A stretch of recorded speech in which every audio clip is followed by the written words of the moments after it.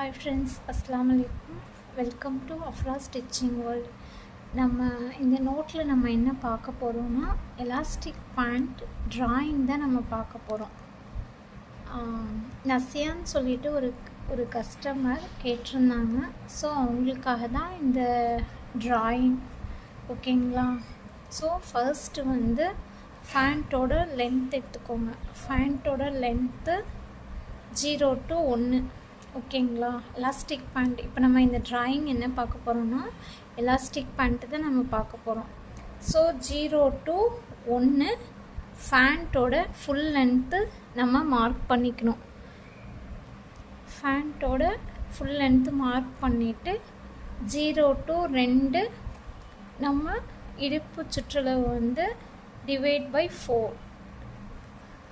போட்டு seam allowance ஒரு 3 inch வச்சு நம்ம இடுப்பு சுற்றளவு நம்ம மார்க் பண்ணிக்கணும். 0 to 2. அப்புறம்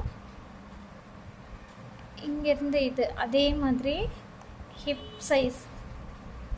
சைஸ் வந்து டிவைட் பை 4 ப்ளஸ் 3.5 இன்ச் லூசிங்க்கு இங்கே வச்சு ஒரு 3 இன்ச் வச்சு இங்கேருந்து ஒரு இன்ச் வச்சு இங்கே கர்வாக மார்க் பண்ணிக்கணும். இங்கேருந்து 2/3 3/4 வந்து உங்களுக்கு லெக் ஓப்பன். எனக்கு வந்து லெக் ஓப்பன் வந்து 11 வந்திருக்கு. 11 டிவைட் பை 2 5.5 ப்ளஸ் 1.5 இன்ச் லூசிங்க்கு வச்சு இங்கே மார்க் பண்ணி ஸ்ட்ரைட்டாக ஒரு லைன் போட்டுக்கலாம். ஓகேவா? உங்களுக்கு இது ரொம்ப ஈஸி. இதுக்கு தேவையானது பாருங்கள் என்ன அளவுன்னு சொல்லிட்டு ஃபுல் லென்த்து, சீட் சர்க்கம், leg open, hip size. So இந்த இது மட்டும் இருந்தால் போதும். உங்களுக்கு நீட்டாக அழகான எலாஸ்டிக் பேண்ட் உங்களுக்கு வந்துடும்.